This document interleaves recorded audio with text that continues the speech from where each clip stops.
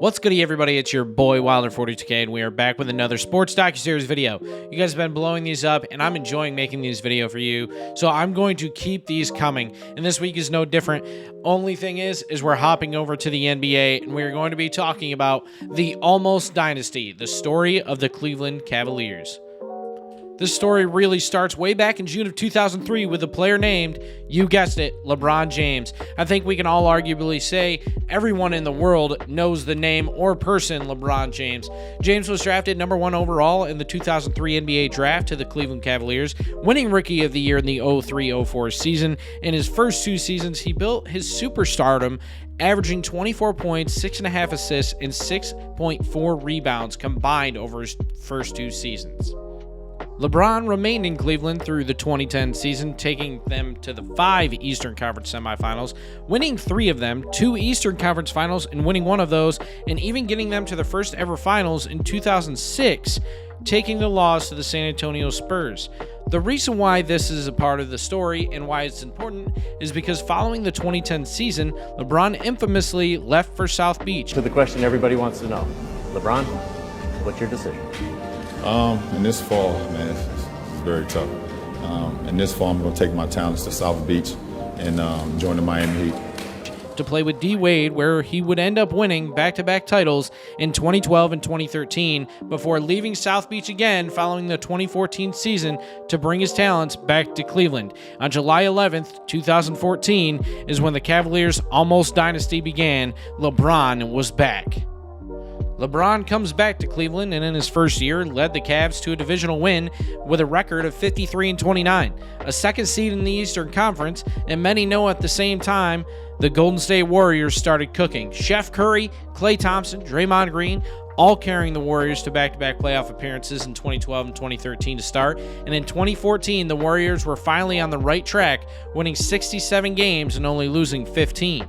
The Cavs ended up earning a trip to the finals by sweeping the Celtics in round 1, beating the Bulls 4-2 in the Eastern Conference semifinals, while sweeping the Hawks in the Eastern Conference finals to punch their ticket. LeBron and Curry were set to meet in what would be the beginning of a great playoff rivalry. And mind you, this is the first Cavs playoff appearance since LeBron left to go to South Beach. Not to mention, this team had Kyrie Irving, Joe Harris, Kevin Love, Shawn Marion, Kendrick Perkins, Iman Shumpert, Tristan Thompson, and J.R. Smith, most of which are household names now, and this team went on to lose to the Warriors in the finals that year, 4-2.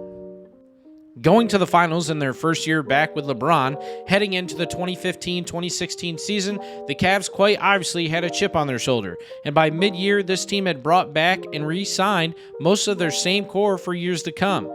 At the halfway point, Cleveland was 33-22, while the Warriors kept going, setting the halfway record for most wins by a franchise at, that's right, 42-9, without their head coach Steve Kerr, who was out early that year until about mid-January.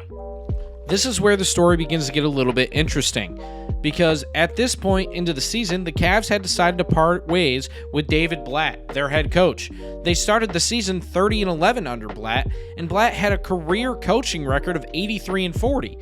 Bringing in Ty Lue to coach the remainder of the season and for the next few years, Blatt genuinely didn't agree well with the players, and despite finding ways to win games as a head coach, they brought in Ty Lue anyways, who was ready for the job, finishing off the regular season for the Cavs 27.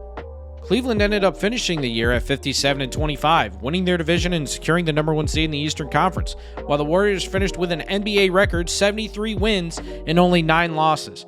The Cavs ran through the first 3 rounds, sweeping the Pistons and the Hawks before beating the Raptors 4-2 in the Eastern Conference Finals, once again meeting the Golden State Warriors for the second year in a row.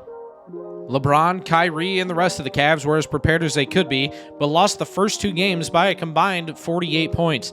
Heading to Cleveland for games 3 and 4, LeBron and Kyrie combined for 62 points and beat the Warriors 120-90 in Game 3. With a chance to tie the series in Game 4, the Cavs did collapse, losing Game 4 108-97, the closest margin of the series through the 4 games. The Cavs flew back to Oakland with a large comeback at hand, down 3-1 in the NBA Finals, a feat that had never been done before in the history of the NBA. But after a controversial suspension for Draymond Green in Game 5 for suffering 4 flagrant fouls throughout the playoffs that year, LeBron and Kyrie went on to become the first teammates to each score 40 points in the same game of an NBA postseason game. That's right, 82 points combined for the star Cleveland duos, beating the Warriors 112-97 in Game 5.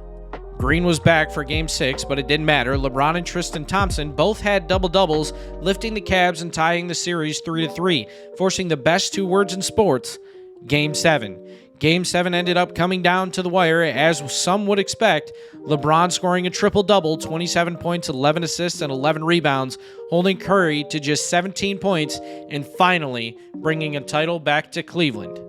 Now 1-1 in the finals since the return of the Chosen One, the Cavs went on to make the finals again in 2017, but ultimately lost the Warriors in a rematch, going to 1-2 overall in their 3 appearances of back-to-back-to-back years. In 2018, the final year of LeBron and the first year without Kyrie left due to some internal tension with some teammates, including LeBron. He left to go play for the Boston Celtics, but by the end of January, Cleveland was 3rd in their conference at 30-20, behind just the Celtics and the Raptors, but no less than 4 games throughout the whole season. This led LeBron and the Cavs to make some changes before the trade deadline. The Cavs ended up making blockbuster trades and moves, moving Isaiah Thomas, Jay Crowder, Channing Frye, Dwayne Wade, Amon Shumpert, Derrick Rose, and a 2018 first-round pick for George Hill, Rodney Hood, Jordan Clarkson, and Larry Nance Jr.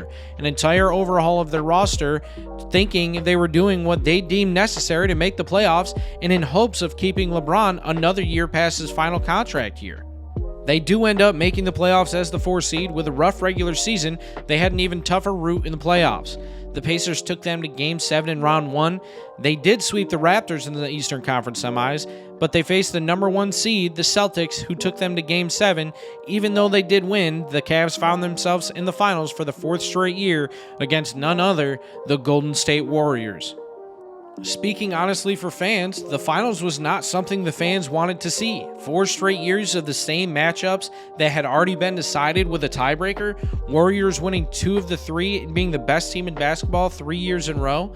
They were the clear favorites, rightfully so. They ended up sweeping the Cavs 4-0, pushing the Cavs to a 1-3 record in their 4 straight finals. Following the 2018 season, LeBron left for the Lakers, where he currently plays today. Not only had they traded all their franchise pieces, they lost D. Wade to retirement, but keeping around Kevin Love. Since 2018, the Cavs haven't made the playoffs. In fact, they've only had 1 winning season, which came in 2022. The Cavs do show a lot of promise now, though, here in 2022, nabbing Karis LeVert, Evan Mobley, Jarrett Allen, and most importantly, Donovan Mitchell. This team could very well be the first time the Cavs contend for a championship without LeBron on the squad. And that's the story behind what is the Almost Dynasty of the Cleveland Cavaliers. With the 4 potential championships and only earning 1, not bringing back Kyrie, LeBron, trading D. Rose, Isaiah Thomas, and many more, killed what this team could have been in that 4-year span and for the years to come after that. And I'm happy to see the Cavs back on track without LeBron and having them have a chance at contending for an NBA title or even a playoff appearance. I hope y'all enjoyed this video, and if you did, please feel free to leave a like, comment, and subscribe, and make sure you hit that notification bell because we are going to keep these docuseries videos coming. I love them, you love them, but anyways, guys, I will see y'all in the next one.